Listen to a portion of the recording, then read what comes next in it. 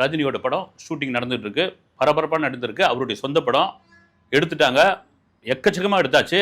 அவ்வளோ ஸ்டார்ஸ் அதில் எடுத்து முடிச்சுட்டு மொத்தமாக வந்து டேபிளில் எடிட் பண்ணி பார்க்கும்போது கிட்டத்தட்ட 19 ரீல். அப்போ வந்து ஃபிலிமில் ரீலு 3.5 மணி நேரம் படம்.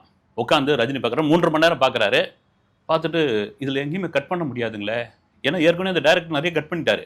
கட் பண்ண முடியாதுன்றார். சார் 3.5 மணி நேரம் போகுது சார் படம், 2 இன்ட்ரோவில் விட்டுக்கலாம் அப்படின்றாரு. வந்து 2 இன்ட்ரோலாம் இப்போ எதுவுமே கிடையாது சார், அந்த காலத்தில் இருந்தது, இப்போ அதுக்கான வாய்ப்பே இல்லை அப்படின்றாரு. இல்லைன்னு சொல்லிட்டு அவர் கிளம்பி போயிடுறாரு. இவருக்கு அந்த டைரக்டர் ஒரே குழப்பமாயிடுது.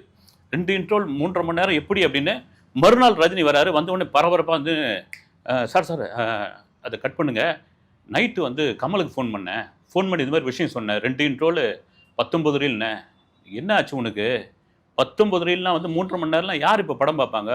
என்ன உனக்கு என்ன இதுவாகிப்போச்சு? சினிமா இண்டஸ்ட்ரியில் இவ்வளோ காலம் இருக்கிற நீ அந்த டைரக்டர்கிட்ட 13 ரீல்னு சொல்லு, அப்போ தான் 14 ரீலில் கட் பண்ணி கொடுப்பாரு அப்படின்னால கமலே சொல்லிட்டாருன்னு இவர் மறுபடியும் உட்காந்து அந்த இதெல்லாம் கட் பண்ணி 14 ரீலுக்கு கொண்டு வந்து திரும்ப ரஜினி வந்து ஃபைனலாக பார்க்க வரேன்னு சொன்ன பிறகு தன்னுடைய ஃப்ரெண்ட்ஸ் எல்லாம் கூப்பிட்டு வந்திருக்காரு. வந்து ஃப்ரெண்ட்ஸ் எல்லாம் கூப்பிட்டு வந்தப்போ அந்த டைரக்டர் கிட்ட என்ன சொல்லியிருக்காரு, இன்றைக்கி நைட்டு அருணாச்சலைன் ஹோட்டலில் நுங்கம்பாக்கத்தில் இருக்கிற அவருடைய ஹோட்டலில் இன்றைக்கி பார்ட்டி போடுங்க அப்படிங்கிறார்.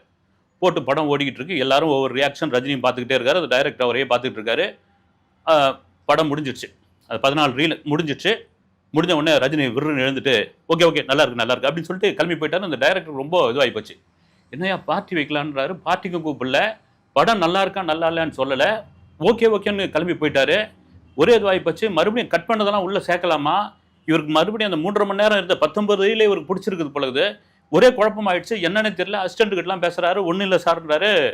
மறுநாள் காலையில் ஒரு ஃபோன் வருது ரஜினிகிட்டேருந்து, சார் நேற்று உங்ககிட்ட எதுவுமே சொல்லாமல் கடகடன்னு போயிட்டேன், நேற்று நைட்டு பார்ட்டி நடந்தது, உங்களை ஏன் இன்வைட் பண்ணல அப்படின்னா, என் ஃப்ரெண்ட்ஸ்லாம் இங்கே வந்து அதை பார்க்கும்போதே என்ன பண்ணானுங்க, சில பேர் உச்சி கொட்டினானுங்க, சில பேர் கையை பேசினானுங்க, சில பேர் அப்படின்னானுங்க.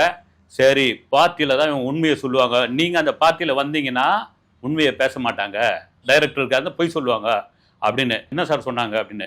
இந்த படத்துக்கு படையப்பான்னு வச்சதை விட நீலாம்பரின்னு வச்சிருக்கலான்னு, அந்த படையப்பா படம் தான் வந்து நீலாம்பரின்னு வச்சிருக்கலாம், உனக்கு ஸ்கோப்பே இல்லை ரஜினி, இதில் ரம்யா கிருஷ்ணன் தான் ஸ்கோர் பண்ணிக்கிட்டு இருக்காங்க அப்படி இப்படின்னு சொன்னாங்க. அவங்க சொல்ல தான் செய்வாங்க சார் உங்களுக்கு படம் பிடிச்சிருக்கா, எக்ஸலண்ட்டாக இருக்குது, ரிலீஸ் வேலையை பாருங்கள் அப்படின்னு சொன்னார்.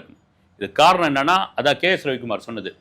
சார் இந்த விஷயத்தை 19 ரீலு 3.5 மணி நேரம் ஓடுன்னு தன்னுடைய நண்பர் கமல்கிட்ட கேட்குறாரு. கமல் என்ன சொல்கிறாரு, வேணான்னு சொல்கிறாரு. இந்த நட்பு இருக்குது, இந்த நட்பை தாண்டி ஒரு போட்டி இருக்குது.